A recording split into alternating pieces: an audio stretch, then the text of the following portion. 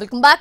Thailand ప్రధానమంత్రి పేటోంగ్టాన్ షిన్వత్రా suspend అయ్యారు. ఆమెను ప్రధానమంత్రి పదవి నుంచి తొలగించాలని 36 మంది సెనేటర్స్ దాఖలు చేసిన పిటిషన్లపై విచారణ జరిపింది థాయిలాండ్ రాజ్యాంగ కోర్టు. నిజాయితీగా వ్యవహరించకపోవటం, నైతిక విలువలను కోల్పోవటం, రాజ్యాంగ విరుద్ధంగా వ్యవహరించిన కారణంగా షిన్వత్రాను ప్రధాని పదవి నుంచి తొలగించాలని డిమాండ్ చేశారు సెనేటర్స్. దాంతో షిన్వత్రాను సస్పెండ్ చేసింది రాజ్యాంగ కోర్టు. ప్రధానమంత్రి సస్పెండ్ కావడంతో ప్రభుత్వానికి డిప్యూటీ ప్రధానమంత్రి సూర్య కేర్ టేకర్ గా వ్యవహరించనున్నారు.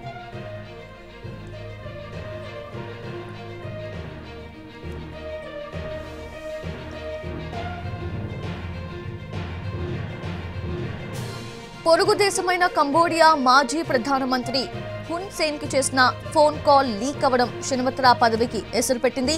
అంకుల్ అంటూ హున్ సేన్ తో మాట్లాడటం మొదలుపెట్టిన షిన్వత్రా తన దేశంలోని పరిస్థితులను వివరించారు. థాయ్ ఆర్మీ కమాండర్ తనకు వ్యతిరేకంగా ఉన్నాడని చెప్పారు.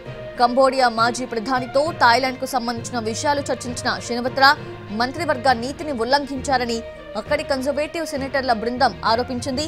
దేశంలోని రాజ్యాంగ నిబంధనలను షిన్వత్రా పట్టించుకోలేదని థాయిలాండ్ రాజ్యాంగ న్యాయస్థానంలో పిటిషన్లు దాఖలయ్యాయి. వాటిపై విచారణ జరిపిన న్యాయస్థానం ప్రధానిపై సస్పెన్షన్ వేటు వేసింది.